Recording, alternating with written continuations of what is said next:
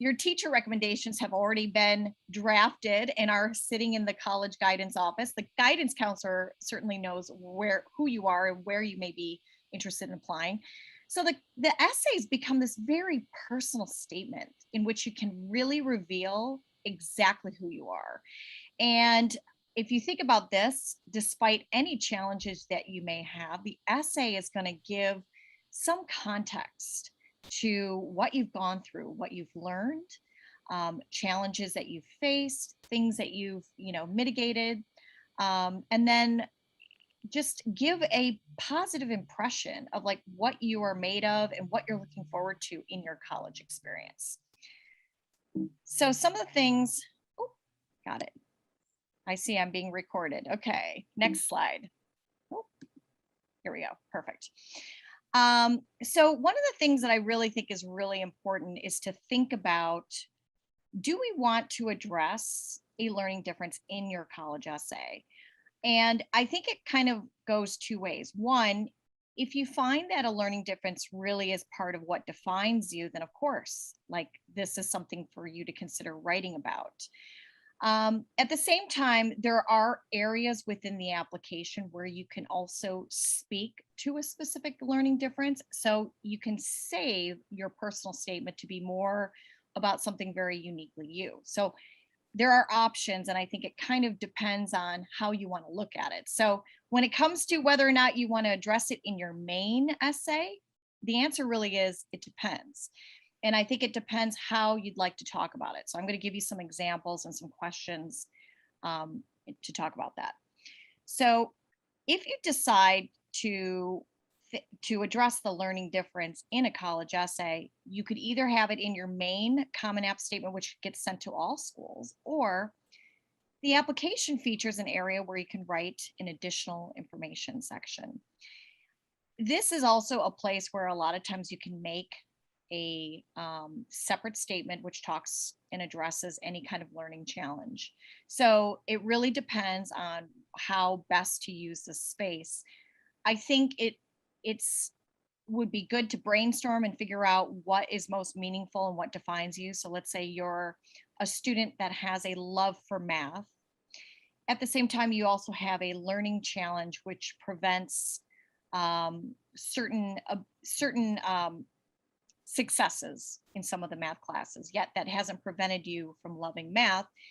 It would make sense to address that in a main essay, and then you can talk about the fact that it is a passion, and you've also learned ways to mitigate any learning challenge in order to succeed in pursuing math.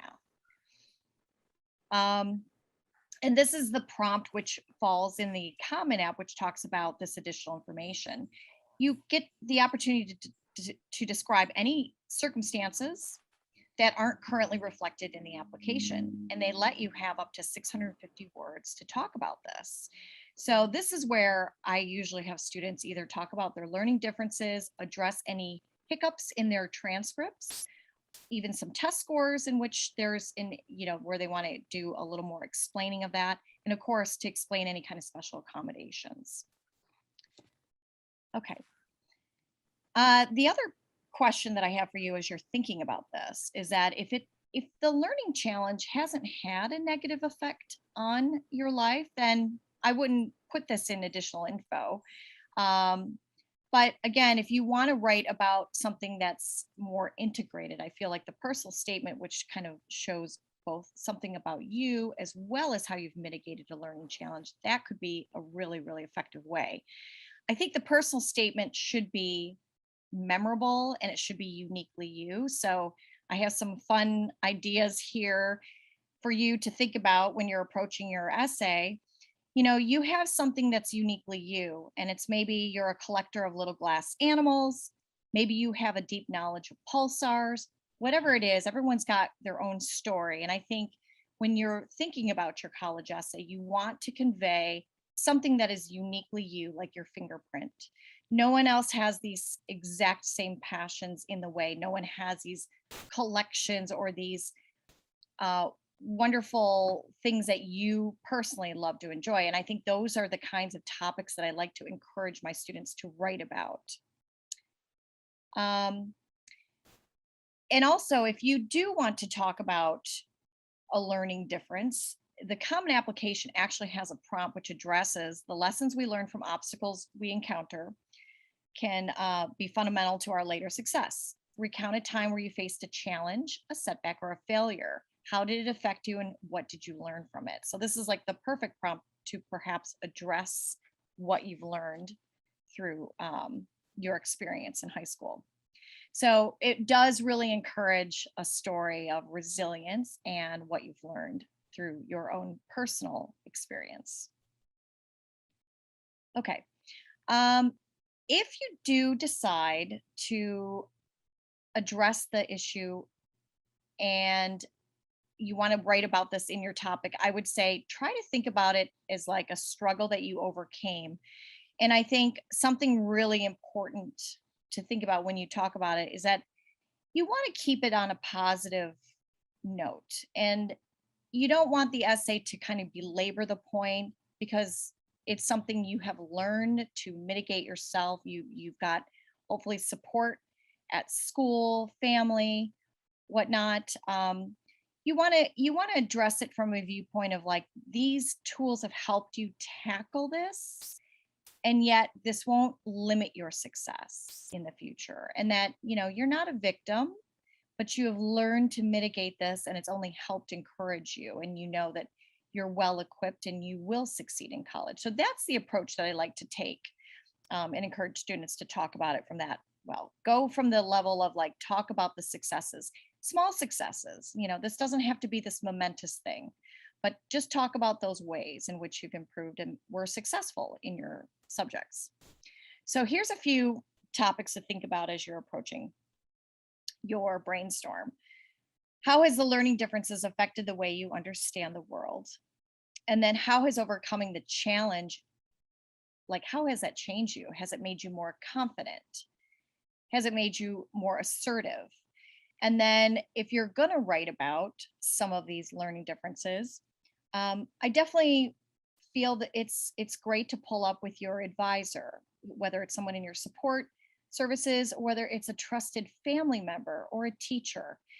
They know you and they know your learning style, and they can read these essay topics and they can give you some great feedback because they know you. And I think the key thing is not writing what you think colleges want to write, but writing about who you authentically are and capturing your story.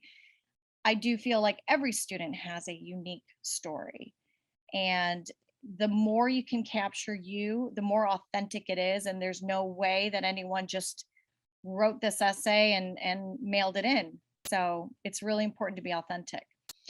Another way to kind of approach a learning challenge that you may have is to kind of talk about how this has helped you, kind of, you've used this almost to your advantage. Like, your brain works differently, and maybe it comes out and manifests itself in creativity. You can think and approach strategies differently. When you're on a team with your classmates, you're able to think outside of the box and come up with really interesting connections and things like that. Use that to your advantage because it does make you different and unique. Um, so as far as how to discuss the fact that you've overcome challenges through your different subjects, um, I've talked to admissions officers, and I've worked a lot with these specialized programs that are offered in colleges where they have these wonderful support programs. And they will tell you that they love to hear these stories about how you overcame your challenges and you didn't use it as a crutch. So talking about these ways that you've done that can really make this really positive impression. Um, and of course, if you're applying to some of these programs that specialize uh, exclusively for students that have disabilities and are looking for accommodations in college, they encourage you as part of their application. Most of the schools have a supplemental application in which you can talk fully about the different support services that you would like. And they ask you questions about when you were first diagnosed, ways in which you've learned to kind of mitigate these things, support that you hope to have in college, areas where you think that you need help, and areas where you feel like you've been very successful. So these are the kinds of questions that will show up on their individual applications. And always, my point is to always keep it positive too, so they remember you in that light. So here I've got some essay writing tips when you're thinking about the approach. This time of year, these colleges are receiving thousands, and I think one of the ways to really to do yourself some good is to really think about those unique pieces that are a little bit mnemonic and memorable. um, so one of the things I like to try to do is have my students draft ideas and really spend time thinking about the different topics, because I think it's really hard to just sit down and write a personal statement in one sitting. Um, I like to encourage free writing as a strategy too. Just take some ideas and put them down and just be lost in your thoughts, almost like a stream of consciousness.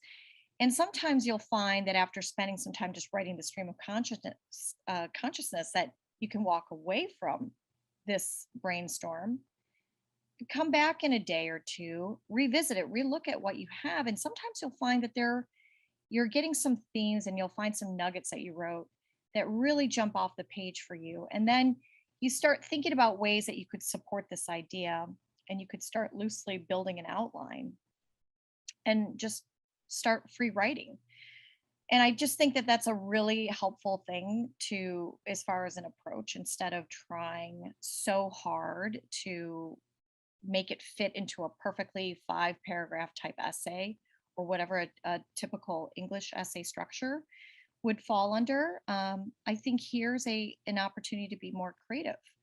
And sometimes you could start it off with a fun quote or some memory. There's lots of different ways to come up with something that sort of brings the reader in, but the idea is that you want something that's refreshing and something different, and keep them reading. So in my next page, I have this idea of making this opening paragraph really memorable, funny, or thoughtful. It does seem hard, and I don't want you to like fixate on just that piece, but as you're going through the free write process and you think about ways that you could lift your story, I think it's really important to come up with ways to really show your story and not just write it. So what I mean by show, and a lot of admissions officers will tell you this, you want to show your story and not just tell it. Showing it by giving the details to prove and support these wonderful stories and examples that you're providing in your essay. They make a world of difference, to describe what the scene looked like, what the scene, what happened, who was there, what they were wearing, a smell, a visual that was captured. All of those things make it really memorable. And something else I'd like to suggest is like, go ahead and take some risks on the subject. Your personal statement doesn't have to be a complete list of just accomplishments like a resume, and that can be very impressive to have lots of different things that you've done. But sometimes having something that's very specific, like, for example, learning a new skill that just changed the way you looked at the world. That could be a really interesting essay topic. It could be something about your family background, a unique cultural, or the way you identify yourself. These are all wonderful things, and it doesn't have to be necessarily focused on accomplishment, but it's something truly a picture of who you are. The other thing too is I feel like sometimes students want to impress the reader, and they use all kinds of really fancy language. And I think sometimes the best essays come out when you can just speak your language and be authentic to yourself. So you don't have to worry about having the thesaurus right there on hand, unless you happen to be someone with a very strong command of language, and then feel free to impress away. That's always good. And then, of course, always keep in mind reviewing and proofing it. That's the most important thing. Make sure you are utilizing your resources, whether it's your English teacher, your advisor um, at the school, your college guidance counselor. They're all wonderful resources for you to review and check it for tone and check it for the messaging and helping with grammar and whatnot. Um, okay, so next I have some sample essays, which I thought would be helpful, that I wanted to just take a moment to read through a couple samples, because I'm sure as I'm talking about all of these different ways to approach how do you write about the learning challenge, and I think this is like the best way that I can show you. It's how students have talked about their learning challenge and yet made it into a very compelling statement for their college applications. And I'm just going to jump onto my little Word doc here and see if I can pull up some samples here. Here we go. Okay. So here I have an example of a sample essay. This is a Common App main essay. And for this particular student, he wanted to incorporate it into his Common App statement, though it wasn't all about just the learning difference. It really also talked about his passion, which was for fishing. So I'll go ahead and read this out loud, but you can follow me on the screen. Okay, it starts out, my passion for fishing started at age 3 when my dad took me to a local pond to introduce the sport. The exhilaration I felt from catching my first fish remains one of my most vivid childhood memories and marked the start of an incredible personal journey. For me, fishing is more than a sport. It's a source of clarity, balance, and inspiration. As a child, I was diagnosed with dyslexia and other learning differences. The challenges of learning in a traditional classroom left me feeling frustrated and lost. Fishing became an escape that allowed me to decompress and to be in the moment. In high school, I began working with a learning specialist, Ms. Lopez, who took an interest in helping me close the gap between my potential and my performance. After months of slow progress, she asked if I would advise her on how to become an adept fisherman. It was the first time anyone had asked me to share my extensive knowledge. I immediately embraced my role as teacher. I explained that truly skilled fishing requires an acute attention to detail. When I approach a body of water, the first thing I do is observe. I survey for potential spots where fish will congregate, the shade of an overhanging tree, an inlet from a tributary, a plunging rocky shoreline. I take my hand and I get a feel for the temperature of the water, since fish will swim the shallows or depths based on temperature. The clarity of the water, wind conditions, and changes in, in the current all play a part in creating a complex problem set that requires constant reassessment throughout the day. Next, I advise that while there's no substitute for personal experience, extensive research from other sources is essential to expand your knowledge. By reading fishing periodicals, studying various ecosystems, and watching hundreds of videos, I've acquired an in-depth knowledge on over 880 species of fish. When traveling to a new location, I frequent the fishing shops and I talk with locals to draw on their wisdom. While often reluctant to give up their hottest fishing spots, fishermen find it difficult to refrain from boasting about their recent catches. And I can usually get a sense of what lures are working the best. Finally, I caution that despite all this preparation, fishing requires on site adaptation. I highlighted a recent trip to a rocky outcrop. It was one of my favorite spots, and I brought along gear particularly suited for that site. However, when I arrived, it was inaccessible. I had to move to another area of the lake and rely on my skills to adjust to these unforeseen circumstances. I targeted an inviting laydown, a term for fallen trees in the water.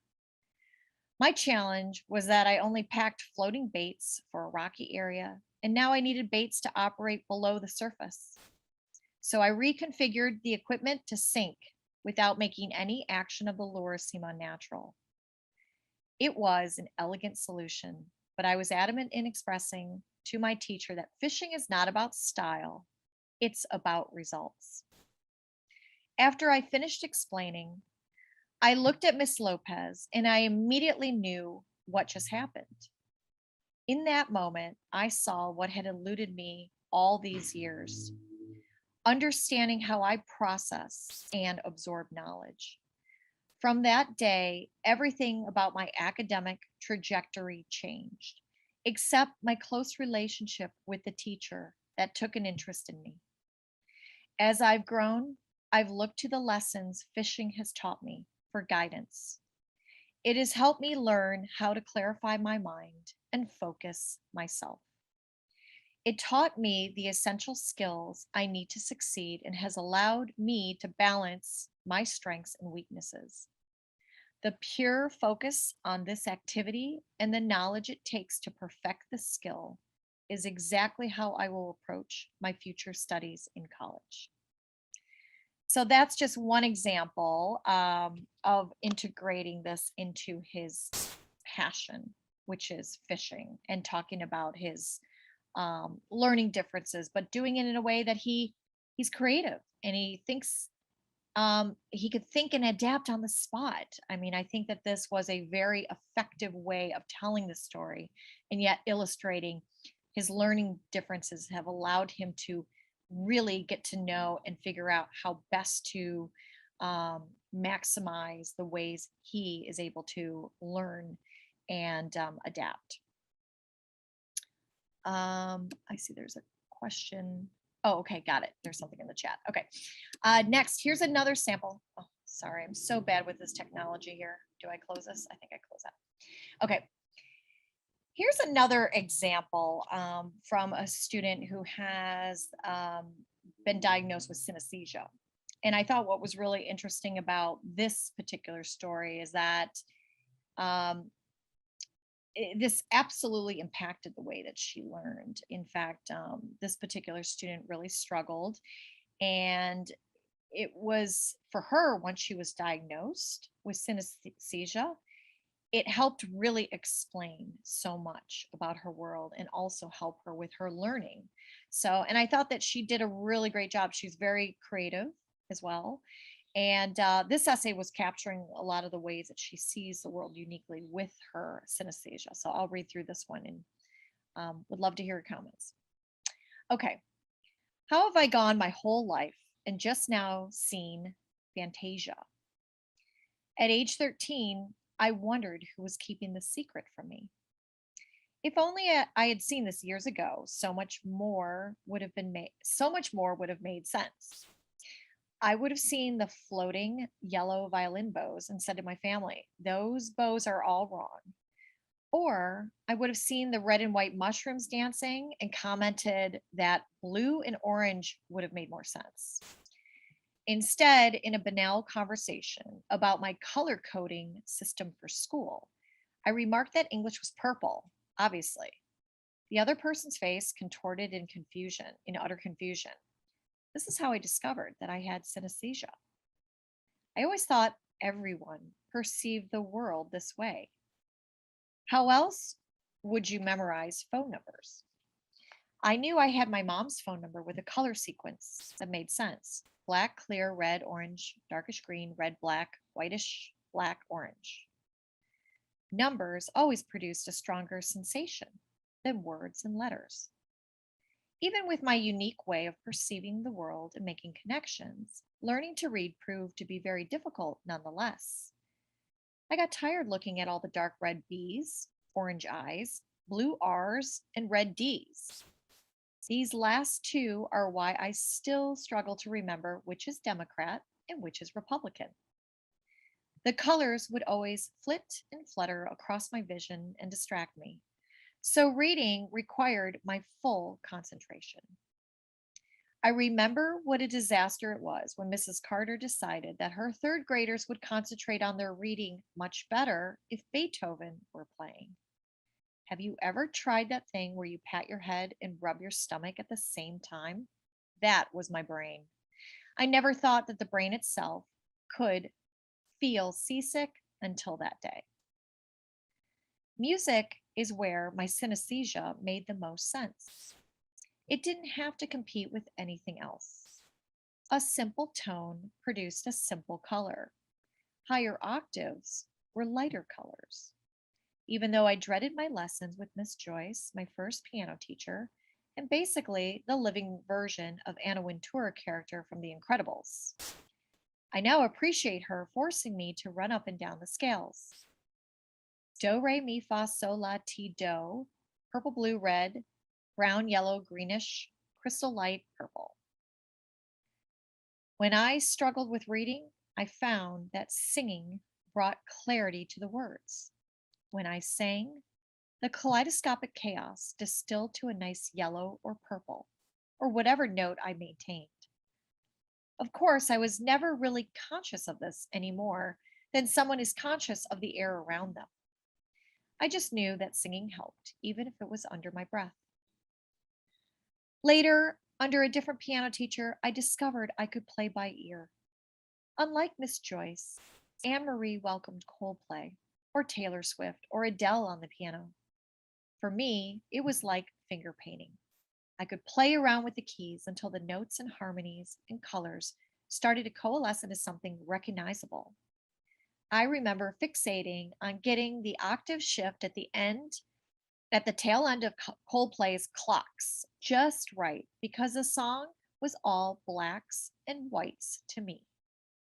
Figuring out a two-color staccato is like keeping your eye trained an inch away from a printout from an old dot matrix computer, and then assembling the whole picture in your mind. Now that I know I have anesthesia, I have become stronger. Or I'm sorry, it has become stronger. At the very least, I'm more conscious of it, and I've begun to pay closer attention to subtle differences. When I get overworked from school or overwhelmed by something, I like to blow off steam by sitting in front of my Yamaha grand piano and letting a festival of lights play out before me. It's as if the world disappears and I'm into transported to something straight out of Fantasia. Um, These are so gorgeous. They really are. what they're my student stories. I mean, what can I say? Um, I guess the point is I wanted to show these examples of where I think you can effectively talk about these challenges in a way that becomes so interesting, so compelling, and absolutely unforgettable. Um, so those are two examples of fun personal statements where they integrate that. I also wanted to show and share an example of a program essay. So in this case, as I was saying, that there's a lot of specialized programs at these colleges and universities. They're competitive and they require a separate application. But I thought I would share a sample essay. This is for American universities, their learning support program. And this is just an effective approach on how to craft these stories when you're looking to tackle these applications as well. Okay. I received my first neuropsychological evaluation in 2009 at the age of 6. My short attention span and obsessive compulsive behaviors raised concerns in the classroom. After my ADHD diagnosis, I was prescribed medication that improved my in class performance. However, I started experiencing overwhelming anxiety, stress, and intense mood swings. I stopped taking medication to pursue other options. I learned to coexist with my condition, developing my own methods of managing my focus. As I tackle the challenge of ADHD by myself, there are still areas where I struggle. For example, I tend to hyperfixate on a single task, and I could fail to prioritize my competing tasks. The Learning Services Program at American University would provide me with the resources to perform at a high level.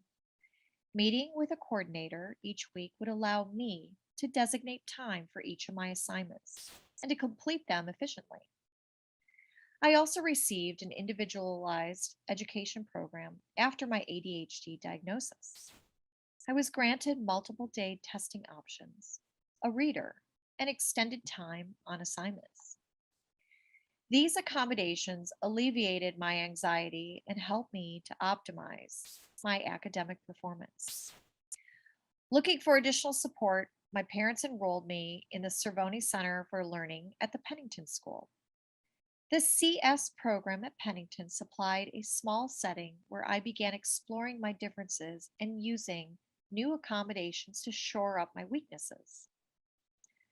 Craving more autonomy, I decided to transfer to a significantly larger school for my junior year. I felt well versed with my disability, so I worked to mitigate my challenges and give myself more freedom. I'm currently attending Princeton High School using the same accommodations from my IEP at Pennington. Today, I'm responsible for advocating for myself and notifying teachers of my accommodations.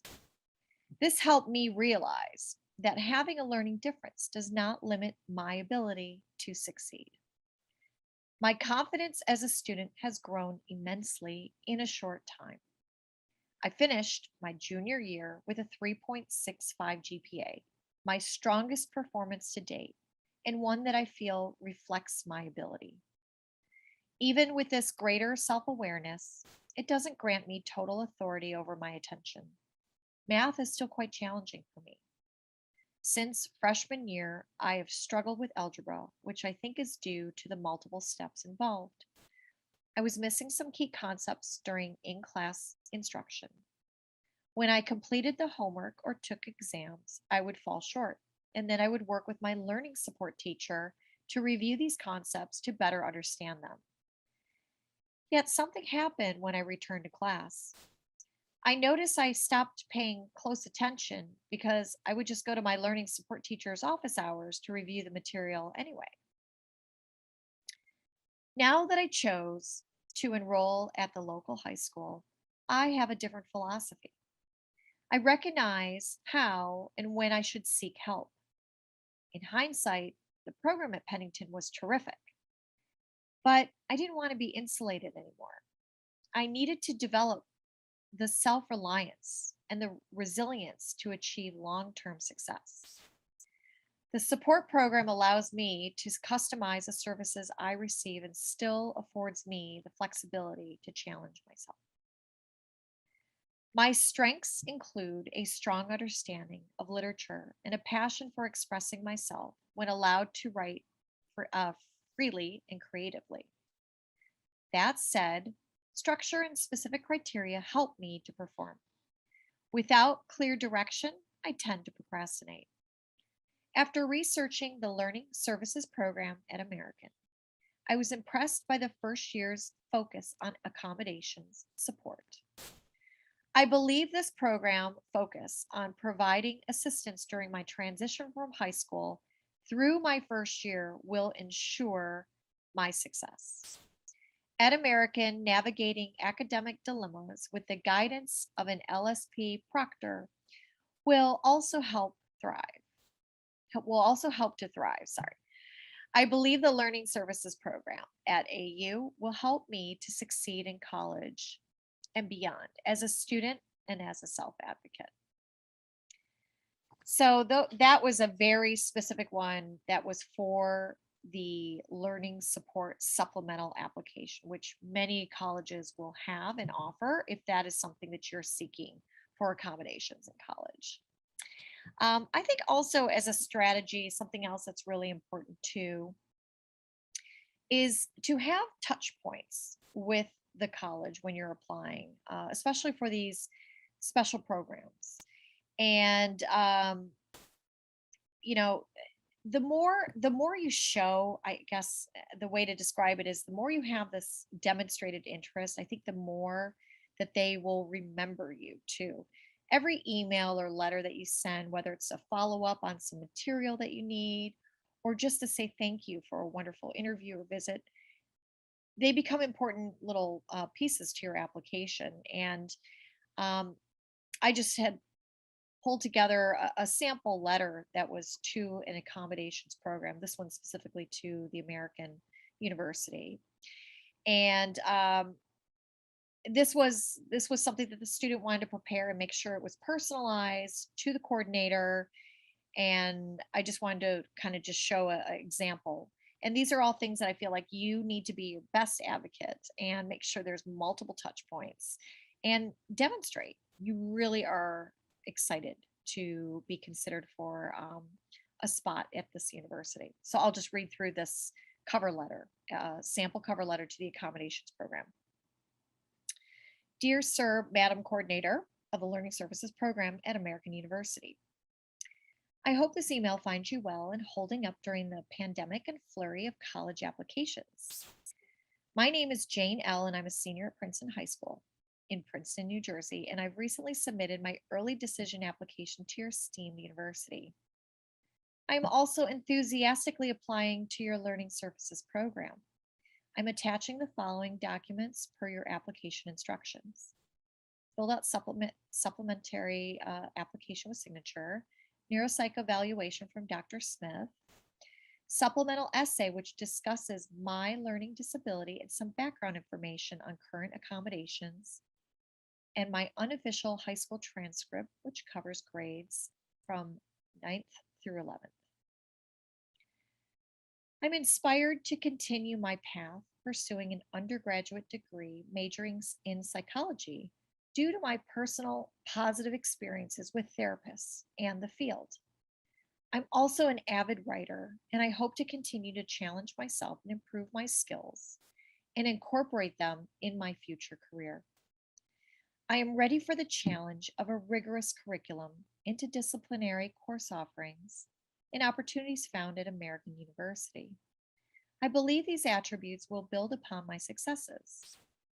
With the challenges of American's curriculum, I feel this will help me to grow into a more globally minded, critical thinker, and thoughtful leader. I also believe that having the resources of the Learning Services Program will greatly assist me during my all important transition from high school to college. I feel strongly that the services that American University provides will ensure my success in college. Finally, I'm very committed to giving back to my community. Whether I'm volunteering time at my local YMCA or helping a classmate with tutoring in English, I continue to grow from each of these experiences. I hope to have the opportunity to contribute my passions, desire to give back, and love for learning to a community that cultivates these qualities. I will look forward to this reciprocal education and pushing myself both academically and spiritually. I believe American encourages its students to become leaders, and this is the place I hope to call home. Thank you for considering my application to your Learning Services Program. If there's any additional information that I may share to help you render your decision, please do not hesitate to contact me. Wishing you a healthy and safe fall season, sincerely. So, again, just lots of opportunities as you're working on your essays, as you're packaging up your application, as you think about all the things that make you you. These touch points, I think, become very meaningful and can really help increase your chances. And they sort of make a nice final layer to your overall application. So, is there any questions that I can address as far as approaching the essay? And Yeah, feel free to enter questions in the chat and we'll ask them or ask them yourself. Any questions from anyone?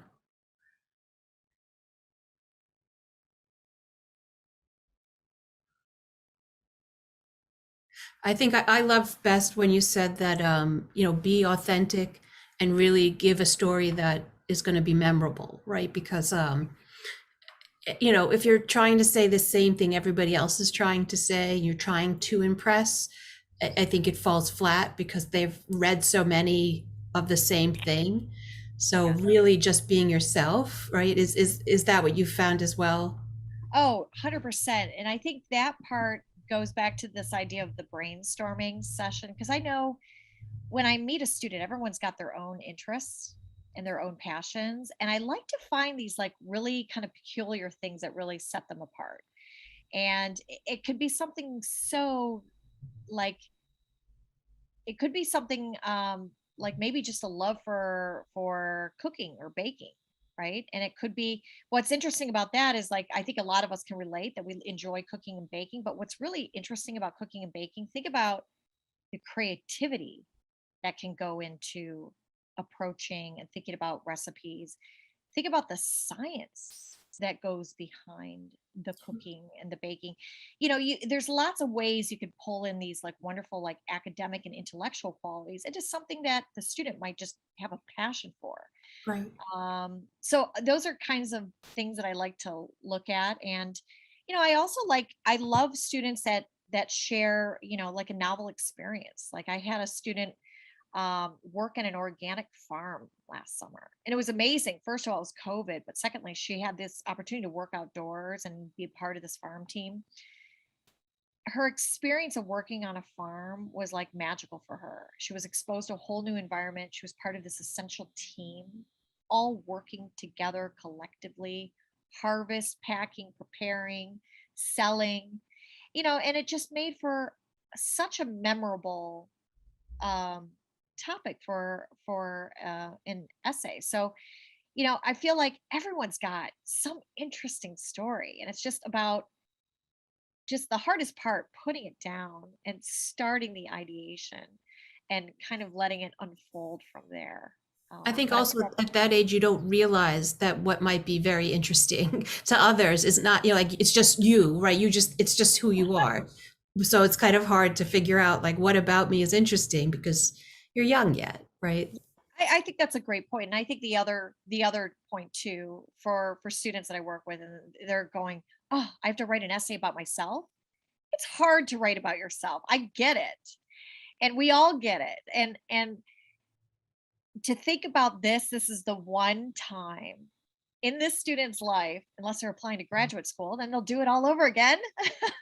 But they have to toot their own horn. They've got to write about them. It's the one time that they've got the mic and they've got the pen, and they've just gotta they owe it to themselves. They've earned the right to apply to schools, and they've got to go for it.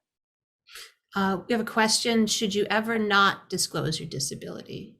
What would Yeah, so completely a personal choice on this. And I'll say that, I, for the most part, have really encouraged my students to share. And the reason why I have been encouraging my students to share is I feel, and Nina, you can speak to this, that there is a great push on college campuses today to really, really involve and be an inclusive community, and to really welcome diversity of students from all backgrounds. So for that reason alone, I will say that I do encourage my students to talk about it. Again, do you make it front and center? Do you make it like it's your crutch? No. But do I think it's an important part of just the unique way that your student learns? Absolutely. And I think it can be presented as a gift, as a way that they've learned to rise and go beyond and approach things in life in a very different way. No stopping them now. So I feel yeah. like it is something I like to see. Completely a personal choice, though. Being respectful to what the student feels. If they're not comfortable sharing that, of course, you don't have to. The colleges won't even know if you're not looking for accommodation support in college. There's no way they would even know, because you Right. you don't even share that on a college application. So great question, though. And I think too, if you don't, I agree that schools are trying to be more inclusive and supportive. And I think if they're not, that's not the school for you, right? So why lie and deny yourself that uh, access to support, but also be in a place that doesn't support your inner core, because eventually that's going to bother you. Yes, yes, absolutely. Next question is advice on addressing mental health issues that have interfered in during high school, in attending high school consistently and may continue into college. Absolutely. I will tell you, this mental health issue has been pretty much front Hmm. and center with every one of my applicants this year, I will tell you. And it's not just undergraduate applicants, it's also my graduate school applicants. Sure. And of course, it has everything to do with this ongoing pandemic. So every one of us has had to deal with the challenges that were brought on by these unforeseen circumstances. Um, my advice for this too is to just be careful with how you address it. What I would suggest is that when you approach this subject, admissions, of course, will understand this. At the same time, I think we want to be careful when you address it to not continue to raise more flags to say that maybe the student might actually have trouble in college and may be a liability at college. So I think, addressing the mental health is super important, and they are very, very open, and there are so much new supports that they've put in place in higher ed too that address this and to give that support for students, which I think is amazing. Um, I think to my advice is if a student wants to approach that subject of the mental health piece, maybe even talk about what they've learned about themselves as they go through that. Hmm. What therapy has taught them, what tools that they've acquired, and how they might actually be now helping their friends, Right. how they're now participating in some type of support groups, or they're leading a charge, or maybe they're writing a blog, or maybe they're writing an op-ed piece in the student newspaper. I do feel like there's something very powerful that happens when a student is faced with a challenge, and that if they're able to just help that one person, whether it's their roommate, or put in something anonymously about their experience, and so others can feel a connection to a challenge, I think that could be a very wonderful and very compelling essay. So The good way luck. it's taught them empathy, right? Like they have a understanding of other people's pain that maybe most people don't have, and that's a bonus. Even though Absolutely. it's been hard, that's a bonus. And like that, the essay where you shared, where the woman now wants to become a psychologist because of having had help from psychologists, like that's a great way to put it, right? Absolutely. Absolutely. Great question. What is the most common mistake you see students making on essays?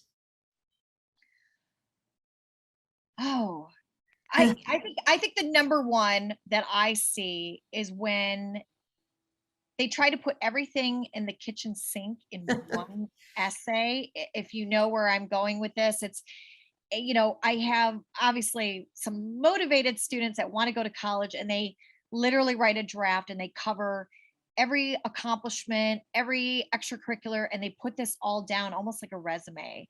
I would say that's probably the one that you're like, oh no, pick one and go down that rabbit hole and really explore the nuances, how you got involved in this, how this taught you to look at the world in a more unique way. That's my suggestion. Don't try to force it by putting too much in one essay, because what happens is it ends up diluting the strength of that student. Because what's amazing is on the application itself, your student can put all of those achievements and package that up nicely on the application, but the statement should be about something where it's really expressive and it's more than they'll ever see from the surface. Like it's got to be deeper. So I feel like use that opportunity to really get below the hood. Good question though. In counseling the students to write essays, you're kind of like a therapist, right? Like you're kind of making them go into their inner self and find that story about them that will highlight who they are as a person. Yeah, it's so funny because I never really looked at it in that way at all. My background being in advertising, PR, and marketing, this is how I view the student. I view the student as their own personal brand. And for me, I look at every student has that unique offering, their unique gifts and talents. That's their brand. So I always look at it like, okay, how do we find those strengths? And what are those strengths? And how do we share that unique fingerprint of that student, their brand? How do we protect it? How do we grow it? How do we nurture it? And let's put this on a page and put this on the application. Everything should ooze that student's personality and brand. So that's how I look at it. It's more from that angle. But I love that. I mean, if I could put on a therapist hat and do that too, I mean, I have such respect for that profession and the great work they're doing. So Another question is, how long is an appropriate essay or thank you follow-up? And what is too short or too long? great question. So the typical application essay is, the maximum word count is 650 words. So it gives you a lot of room. 650 words is basically a page and a quarter, or maybe a page and a third. Now, that doesn't mean you have to use that entire space. I've seen some brilliantly written essays that are only 450 and 500 words. As far as an appropriate follow-up email, I think it depends on the content that you're covering.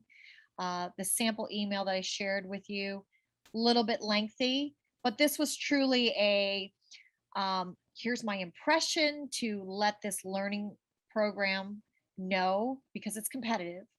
I'm a very serious candidate. I am taking this process into my own hands. I want to share thoughts. And I want to tell you, I'm excited to be considered for a spot at your prestigious university. So, good question.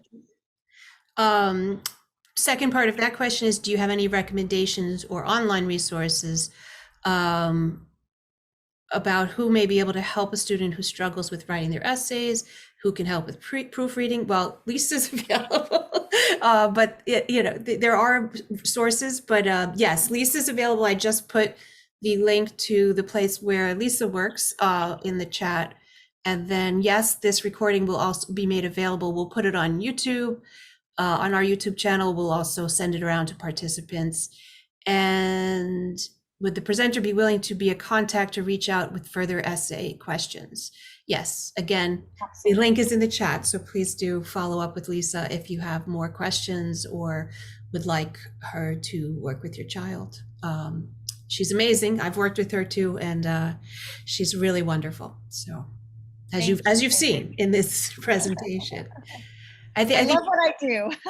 you really care about, I mean, you get very involved. I know I do the editing sometimes, and I get very involved in the success of the child. Like, and if I see an essay that's not making that child's perfection come through, like in the way, and not like anybody has to be perfect, but like their essence, you really want that child to succeed, so you Oh, get very involved. absolutely. Absolutely. And I feel like if that doesn't come out in these essays, then I failed somehow to not give those little nuggets to have my student, okay, go down and talk about this.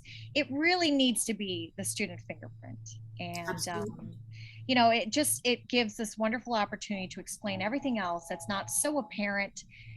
I know, I believe, and I know, Nina, you see that same thing. Students are not defined just by a GPA and a board score. They're not. Not at It all. is about their inner character. It is about the way they think. It's about the way they see their future and what they want to contribute to the world. That's what is Absolutely. exciting to me. And that's what I try to capture in these stories, and certainly try to make sure the applications resonate that. Absolutely. Any other questions before we wrap up?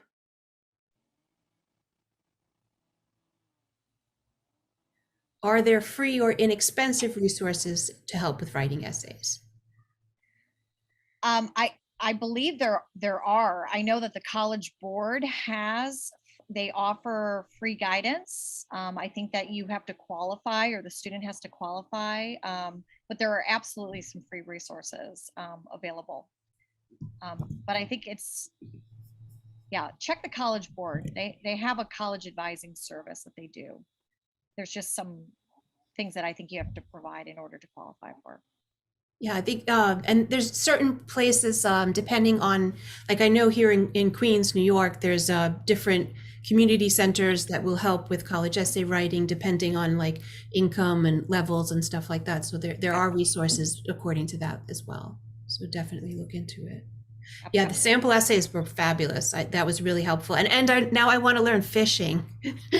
Oh, good. That essay Well, made me want to learn fishing. aw, wonderful. Thank you. I'll tell you, that particular student, I was telling Nina about this, was a really extraordinary student in the sense that despite that he had many learning challenges, he has since gone on and he's an honor student at college at a top business school. I'll tell you, it has been wonderful to see him over the years really flourish once he realized how his brain thinks differently and how to maximize that. So he's done very, very well. I love that. That's my favorite part, is trying to keep in touch with the students and find out where they go, what they're I think doing. that's so important. That's so important to know what happened. Like how did this whole application and this college experience change their Absolutely. trajectory? Absolutely. Um, if you follow us on Instagram, Facebook, or YouTube, we'll be putting up this recording and other recordings from this fair. For YouTube, you just can search Different Choices Fair. We come up. Facebook is at Different Choices Fair. Instagram is SFC Different Choices, which is Schools for Children, which is the underwriter of the fair. And thank you so much for being with us, Lisa. Thank you so much for Thank all of our you. attendees. I know some of them, like Heather, have been through most of them, and we really appreciate you being here. It's so great to have you here. Does Lisa have any other samples of essays we can look at on the website? Do you guys put a sample, is that kind of essays on the website ever, You know or? what? I don't, but I'll tell you what, have them email me and I could send over a sample. Yeah. I mean, I'm happy to do that. I realize this is a really tricky, nuanced part of the application. I'd be happy to help out. Do you mind, can I ask you to give me your email so I just type it in the chat right Oh, now? yes. Oh, go ahead. Lisa, M as in Mary, C as in cat, Yep, graph, GRAF, yep. at gmail.com. Yeah. Send me an email and I'll try to send send something out. I Awesome. look forward to the correspondence. Thank you for your time and Thank thank you you for your for time. We're very appreciative of you. And thank you, everyone, for coming to the Different Choices Fair. We will have more in the spring. So we kind of broke it up. So we'll do a fall part and a spring part. So please, keep posted, follow us on social, and we'll let you know about the spring information. Thank you, everybody, so much. Thank you, Lisa. Thank you, Mary. And good luck. Good luck with all of your writing, your essays, your applications. We really are rooting for your children. So thank you.